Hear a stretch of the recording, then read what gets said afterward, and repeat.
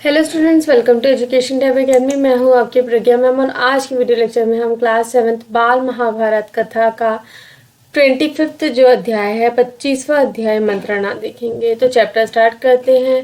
13वां बरस पूरे होने पर पांडव विराट की राजधानी छोड़कर विराट राज के ही राज्य में स्थित उपलब्य नामक नगर में जाकर रहने लगे। अज्ञातवास की अवधि पूरी हो चुकी थी, इसलिए पांचों भाई प्रकट रूप में रहने लगे।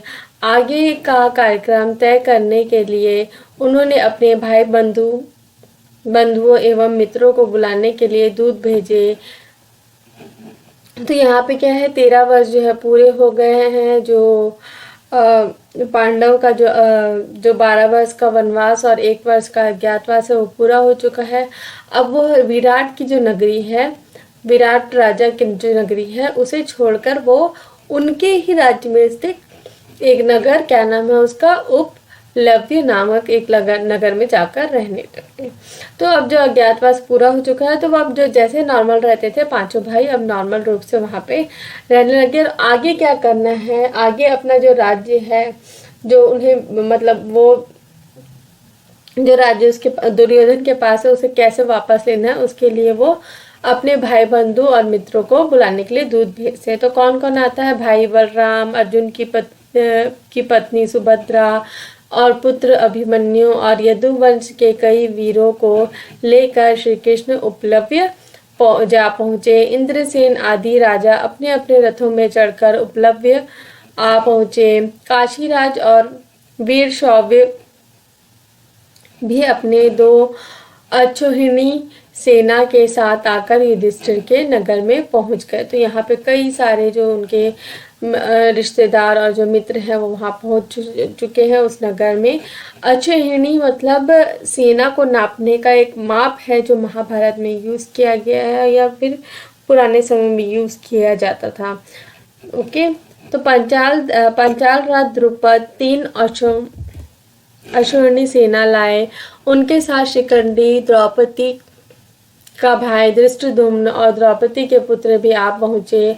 और भी कितने ही राजा अपने अपनी सेनाओं को साथ लेकर पांडवों की सहायता के लिए आ गए। सबसे पहले अभिमन्यु के साथ उत्तरा का विवाह किया गया। उसके बाद विराट राज की सभा भवन में सभी आगंतुक राजा मंत्रणा के लिए इकट्ठा हुए। तो यहाँ पे काफी सारे लोग पहुंचे, लेकिन सबसे पहले क्या किया गया, जैसे कि बात की गई थी, अभिमन्यु का जो विवाह, जो अर्जुन का पुत्र है अभिमन्यु, उसका विवाह जो है उत्तरा कौन है, जो विराट राज जो है उसकी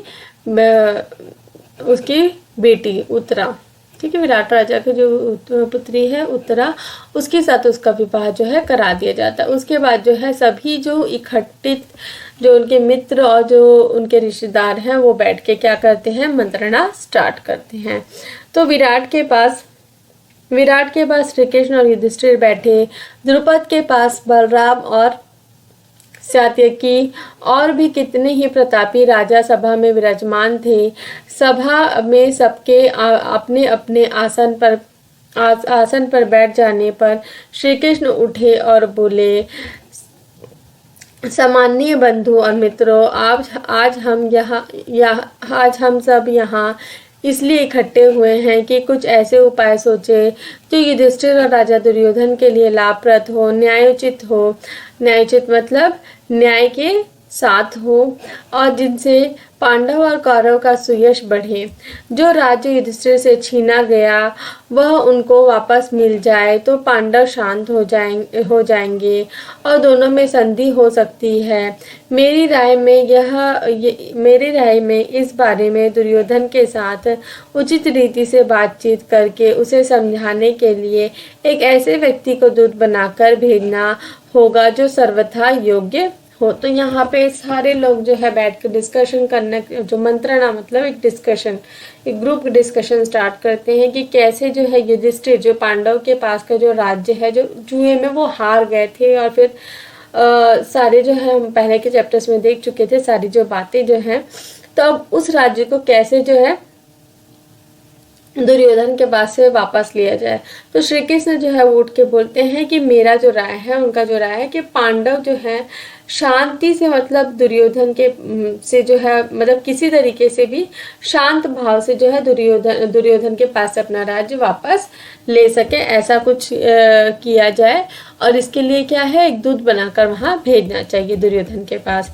तब बलराम उठे और बोले, कृष्ण ने जो सलाह दी है वह मुझे न्यायोचित लगती है।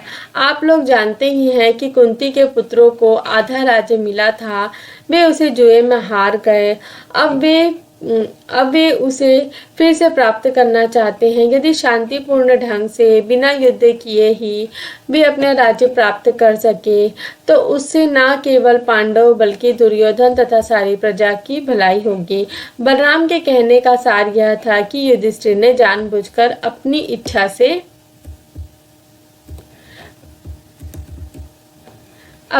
से खेल खेल कर राज्य गंवाया था। उनकी इन बातों से यदुकुल के वीर और पांडव के हितोषी मतलब उनका हित, मतलब उनके बारे में अच्छा सोचने वाले कौन, सात्यकी आग बबूला होगा। आग बबूला मतलब गुस्सा हो गए, उससे ना रहा गया। वह उठकर कहने लगे, बलराम जी की बातें मुझे जरा भी न्यायोचित नहीं मालूम होती। युधिष्ठिर को आग्रह करके जुआ खेलने पर विवश किया गया और खेल में कपट से हराया गया था।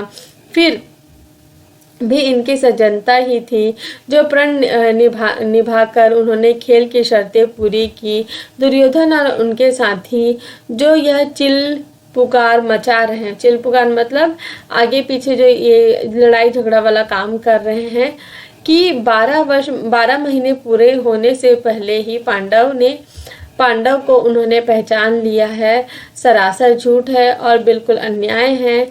मेरे राय में दुर्योधन बगैर युद्ध के मानेगा ही नहीं, इसलिए विलंब करना हमारे लिए बिल्कुल नासमझी की बात है। तो यहाँ पे कृष्ण की बातें सुनकर बलराम उठ खड़े होते हैं। वो बोलते हैं, कुछ कुछ बोलते हैं, लेकिन जो है उनकी बातों में कटाक्ष रहता है कि भाई युधिष्ठिर ने जो है वो जानबूझ के जुआ खेलकर अपना जो राज्य है वो गंवा दिया है। तो अब उनका ये कहना है कि कैसे भी करके शांतिपूर्वक भी राज्य को वापस ले लो। लेकिन अब ये सब जो बातें हैं सुनकर सात्यकी है ना, जो सात्यकी है वो एकदम गुस्सा हो जाता है कि किस तरीके की बात कर रहे हैं, कि युधिष्ठिर जो है उसको धोखे से, मतलब जुआ खेलने के लिए बुलाया गया और उसे धोखे से ही जो राज्य है वो छीन लिया गया है। सात्यकी की इन दृढ़ता पूर्वक और जोरदार बातों से राजा द्रुपद बड़े खुश हुए।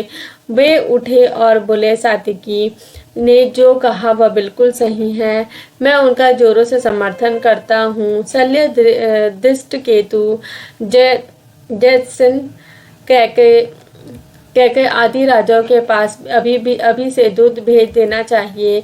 इसका मतलब यह नहीं है कि सुलह का प्रयत्न ही ना किया जाए, बल्कि मेरी राय में तो राजा धृतराष्ट्र के पास अभी से किसी सुयोग्य व्यक्ति को दूत बनाकर भेजना बहुत ही जरूरी है। तो यहाँ पे जो है सात्यकी बोल रहे हैं कि मतलब अब मतलब ये सब शांति से कुछ सुलझने वाला नहीं है, हमको युद्ध की तैयारी करना है। तो इस सब बातें सुनकर राजा द्रुपद जो है वो खुश होकर बोलते हैं कि भाई जो सात्यकी बोल रहा है वो ठीक है, लेकिन एक बार शांति से सब चीज़ सॉल्व करने की कोशिश कर लेनी चाहिए। तो उनका जो ये है कि राजा धृतराष्ट्र के पास एक सुयोग, जो अच्छा योग्य वर व्यक्ति है जो अच्छे से बात कर सके, उसे दूत बना के भेजना चाहिए। राजा द्रुपद के कह चुकने के बाद श्री कृष्ण उठे और बोले, सज्जनों, पंचाल राज ने जो सलाह दी है वह बिल्कुल ठीक है। भैया बलराम जी और मुझ पर कौरव का जितना हक है उतना ही पांडव का भी है। हम यहाँ किसी को पक्षपात करने नहीं बल्कि उत्तरा के विवाह में शामिल होने के लिए आए हैं। हम अब स्थान पर वापस चले जाएं। तो यहाँ पे श्री कृष्ण है सारी बातों को सुनते हैं, उसके बाद बोलते हैं कि जितने हम पांडव को चाहते हैं उतना कौरव को भी चाहते हैं, तो हम यहाँ पे कोई पक्षपात करने आए नहीं हैं। तो और हम यहाँ पे जो है जो उत्तरा है और अभिमन्यु है उसके विवाह में शामिल होने आए हैं, तो हम अपने अपने स्थान पर वापस चल जाते हैं। द्रुपद की ओर को देखकर वो बोलते हैं, द्रुपद राज, आप सभी राजाओं में श्रेष्ठ हैं, बुद्धि और आयु में भी बड़े हैं, हमारे लिए तो आप आचार्य के समान हैं। धृतराष्ट्र भी आपकी बड़ी इज्जत करते हैं, द्रोण और कृपाचार्य तो आपके लड़कपन के साथी हैं, इसलिए उचित यही होगा कि कुछ दूत को समझाना बुझाना हो वह आप ही समझा दे और उन्हें हस्तिनापुर भेज दे। यदि इसके बाद दुर्योधन न्यायोचित रूप से संधि करने के लिए तैयार न हो तो सब लोग सब तरह से तैयार हो जाएं और हम भी कहला भेजें। तो यहाँ पे जो है द्रुपद राज को बोलता है कि आप मतलब सबसे यहाँ पे बड़े हैं, तो आप ही किसी दूत को बढ़िया समझा बुझा के दुर्योधन के पास भेज दे कि वो संधि कर ले और न्यायोचित रूप से मतलब अच्छे तरीके से न्याय तरीके से संधि कर ले और जो राज्य है उसे वापस कर ले। अगर नहीं करते हैं तो फिर युद्ध तो करना ही पड़ेगा। यह निश्चय हो जाने के बाद श्री कृष्ण अपने साथियों सहित द्वारिका लौट गए। विराट, द्रुपद, युधिष्ठिर आदि युद्ध की तैयारी करने में लग गए। चारों ओर दूत भेजे गए, सभी मित्र राजाओं को सेना इकट्ठा करने का संदेश भेज दिया गया। पांडव के पक्ष में राजा लोग अपनी अपनी सेना सज्जित करने लगे, सज्जित मतलब इकट्ठा करने लगे। इधर ये तैयारियां होने लगी, उधर दुर्योधन आदि भी चुपचाप बैठे नहीं रहे, वे भी युद्ध की तैयारियों में जी जान से लग गए। उन्होंने अपने मित्र के यहाँ दूतों द्वारा संदेश भेजे जिनसे सेनाएं इकट्ठी की जा सके। इस तरह सारा भारतवर्ष आगामी युद्ध के कोलाहल से गूंजने लगा। कोलाहल मतलब शोर शराबा। तो यहाँ पे जो है निश्चय हो गया कि भाई अब युद्ध तो होना ही है। तो पांडव जो है वो उन्होंने भी अपने मित्रों से, जो उनके मित्र राजा हैं उनके पास दूत भेजा और दुर्योधन ने भी जो है अपने जो मित्र हैं उनके पास दूत भेजे कि भाई एक सेना इकट्ठा की जाए, अब युद्ध जो है कभी भी स्टार्ट हो जाएगा। शांति चर्चा के लिए हस्तिनापुर को दूत भेजने के बाद पांडव और मित्र राजागण जोरों से युद्ध की तैयारियों में जुट गए। श्री कृष्ण के पास अर्जुन स्वयं पहुंचा। इधर दुर्योधन को भी इस बात की खबर मिल गई थी कि उत्तरा के विवाह से निवृत्त मतलब फ्री होकर श्री कृष्ण द्वारिका लौट गए हैं, सो वो भी द्वारिका को रवाना हो गए। संयोग की बात है कि जिस दिन अर्जुन द्वारिका पहुंचा ठीक उसी दिन दुर्योधन भी वहां पहुंचा। तो यहाँ पे निश्चित हो गया कि भाई युद्ध तो होने ही वाला है। तो सब जो है अब जो है श्री कृष्ण, ठीक है, श्री कृष्ण भी अब द्वारिका लौट गए, जो शादी वगैरह थी उसको अटेंड करके द्वारिका लौट गए।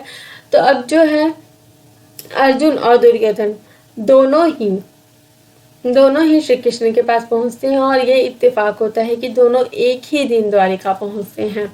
तो आगे देखते हैं। श्री कृष्ण के भवन में भी दोनों एक साथ ही प्रविष्ट हुए। प्रविष्ट मतलब वहां पे एंट्री की। श्री कृष्ण उस समय आराम कर रहे थे। अर्जुन और दुर्योधन दोनों ही उनके निकट संबंधी थे, इसलिए दोनों ने बेटके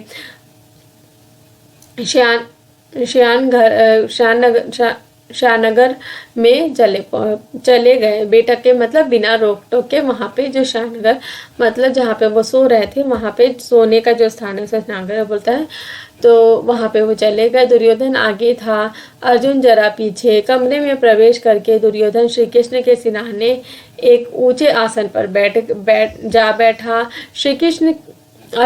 अर्जुन श्री कृष्ण के पौताने ही हाथ जोड़े खड़े रहे। पौताने मतलब सिरहाने मतलब जो सिर रखने वाला आसन है, वहाँ पे जो दुर्योधन है वो वहाँ पे बैठ गया आसन लगा के। और अर्जुन जो है उनके पताने मतलब जो पैर की तरफ है, जो बिस्तर का जो पैर की तरफ है वहाँ पे जाके वो खड़ा हो गया। श्री कृष्ण की नींद खुली तो उन्होंने सामने अर्जुन को खड़े देखा। उन्होंने उठकर उनका स्वागत किया और कुशल पूछा। बाद में घूमकर आसन पर बैठे दुर्योधन को देखा तो उसका भी स्वागत किया और कुशल समाचार पूछा। उसके बाद दोनों के आने का कारण पूछा। तो यहाँ पे पहले वो किसी देखते हैं, अर्जुन को देखते हैं, उसके बाद वो दुर्योधन को देखते हैं, क्योंकि दुर्योधन उनके सिर की तरफ आसन पे बैठा हुआ था।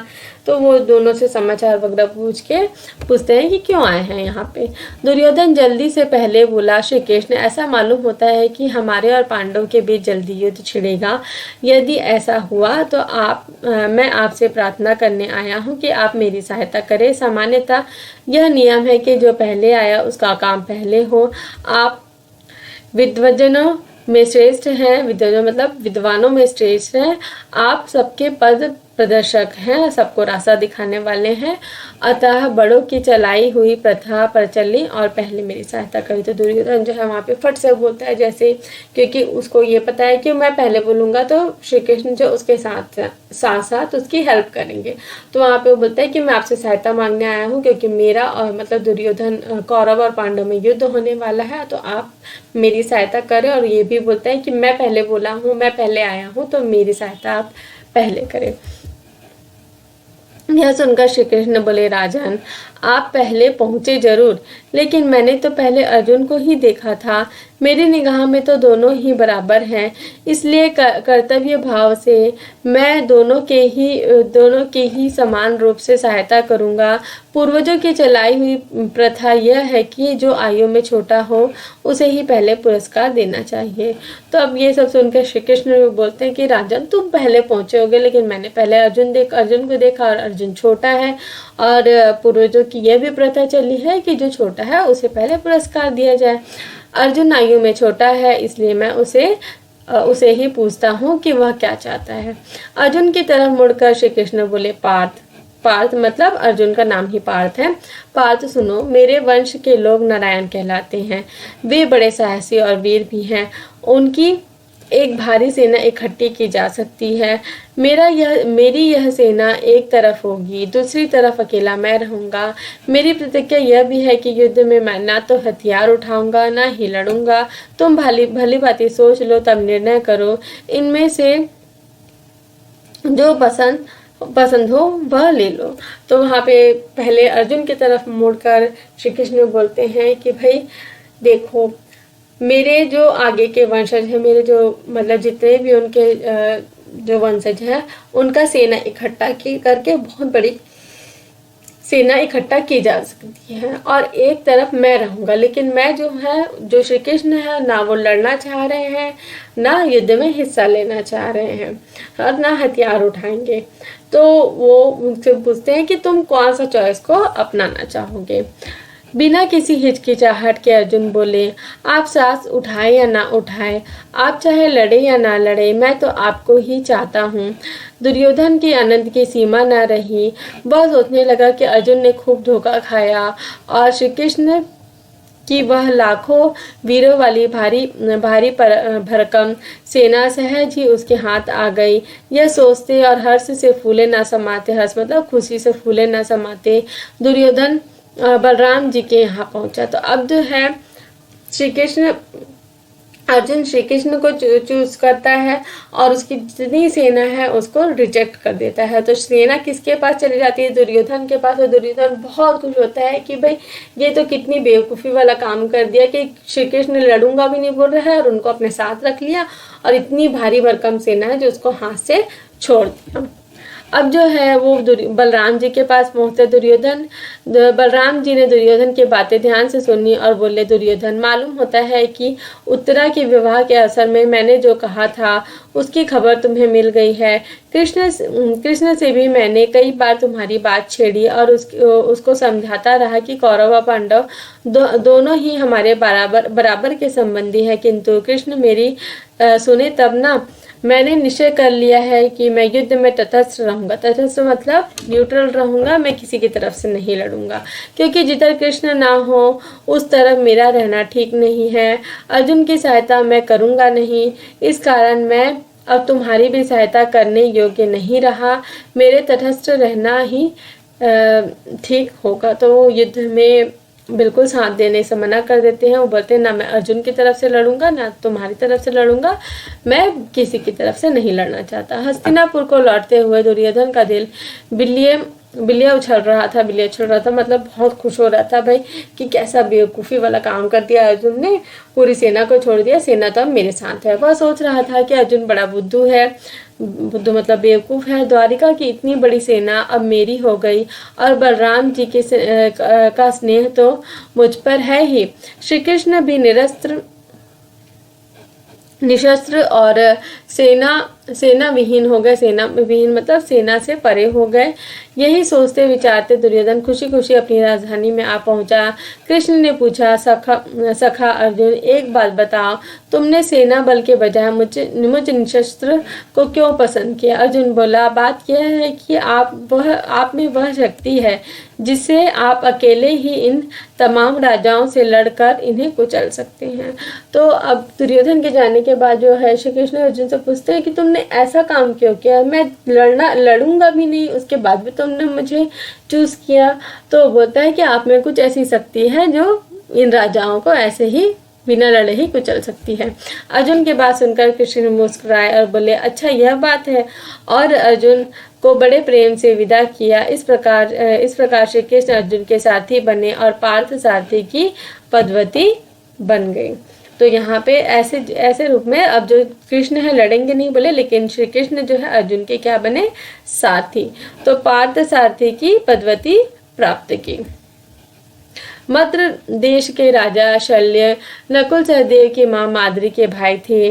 जब उन्होंने यह खबर मिली कि पांडव उपलव्य के नगर में युद्ध की तैयारी कर रहे हैं, तो उन्होंने अपनी एक भारी सेना इकट्ठा की और उसे लेकर पांडव की सहायता के लिए उपलव्य की ओर रवाना हो गए। यहाँ पे जो मद्र देश मतलब नकुल और सहदेव की माँ का नाम क्या था? माद्री। और मद्र देश का जो राजा मतलब क्या हुआ? नकुल और सहदेव के मामा।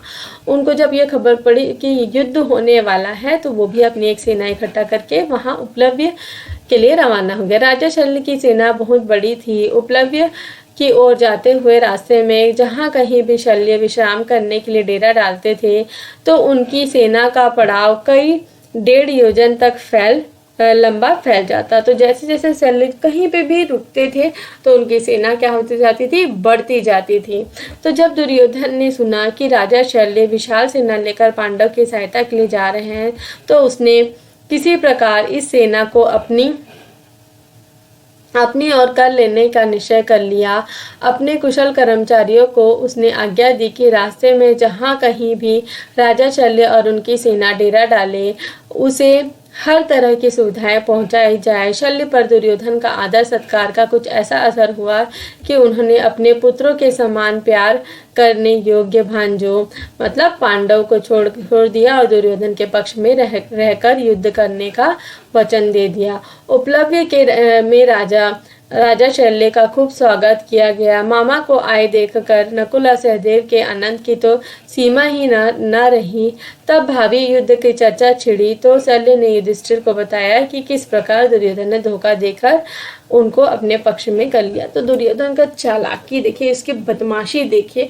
उसने क्या किया, उसके जो मामा नकुल और सहदेव के जो मामा है, वो उनके लिए सेना लेके आ रहे थे, वहां उनको रास्ते में पूरा मैनिपुलेट कर दिया, उनका ब्रेन वॉश कर दिया। कैसे? उनका सेवा सत्कार करके, और वो जो उनकी सेना है उसको अपने तरफ कर लिया। और जब वो वहाँ उस राज्य में पहुंचते हैं, उपलव्य राज्य में पहुंचते हैं, तो वो बताते हैं कि कैसे दुर्योधन ने बहला फुसला कर उनको पहले ही अपने तरफ कर लिया है। युधिष्ठिर बोले, मामा जी, मौका आने पर निश्चय ही महाबली कर्ण आपको अपना सारथी बनाकर अर्जुन का वध करने का प्रयत्न करेंगे। मैं यह जानना चाहता हूँ कि उस समय आप अर्जुन की मृत्यु का कारण बनेंगे या अर्जुन की रक्षा का प्रयत्न करेंगे। मैं यह पूछकर आपको असमंजस में नहीं डालना चाहता, असमंजस मतलब कंफ्यूजन में नहीं डालना चाहता, पर फिर भी मेरे पूछने का मन है। तो वहाँ पे उसको एक क्वेश्चन पूछते हैं कि अगर कर्ण आपको सारथी बना ले और अर्जुन का वध करने के लिए प्रयत्न करे, तो आप अर्जुन की मृत्यु का कारण बनेंगे, कैसे करेंगे? वो सब उसको पूछने लग जाता है। मद्रराज ने कहा, बेटा युधिष्ठिर, मैं धोखे में आकर दुर्योधन को वचन दे बैठा, इसलिए युद्ध तो मुझे उसकी ओर से ही करना पड़ेगा। पर एक एक बात बता देता हूँ कि कर्ण मुझे सारथी बनाएगा तो अर्जुन के प्राणों की रक्षा ही होगी। तो वो धीरे से बोलते हैं कि कर्ण जो है मुझे अपना सारथी बनाएगा तो मैं अर्जुन के प्राणों की रक्षा ही करूंगा। उपलव्य में महाराज युधिष्ठिर और द्रौपदी को मद्र राजा शल्य ने दिलासा दिया और कहा, जीत उन्हीं की होती है जो धीरज से काम लेते हैं। युधिष्ठिर, कर्ण और दुर्योधन की बुद्धि फिर गई है। अपनी दुष्टता के फलस्वरूप निश्चय ही उनका सर्वनाश होकर रहेगा। तो वो उनको आगे दिलासा देते हैं और बोलते हैं कि ये जो कर्ण और दुर्योधन इनकी तो बुद्धि फिर गई है, इनका तो पूरा विनाश होना ही जरूरी है। तो आज के वीडियो लेक्चर में इतना ही। होप करती हूँ आपको ये वीडियो लेक्चर समझ में आया है, पसंद आया है। अगर वीडियो पसंद आते हैं तो लाइक शेयर करें, कमेंट करके बताएं कि आपको वीडियो लेक्चर अच्छे से समझ में आ रहा है कि नहीं आ रहा है और कुछ इम्प्रूवमेंट की ज़रूरत है तो वो भी मुझे बताएं। और अगर मेरी वीडियोस पसंद आते हैं तो मेरे चैनल को सब्सक्राइब कर लीजिए, बेल नोटिफिकेशन को भी ऑन कर लीजिए ताकि मैं जब भी नए वीडियोस डालूँ तो आपको नोटिफिकेशन मिल सके। Thanks for watching my video.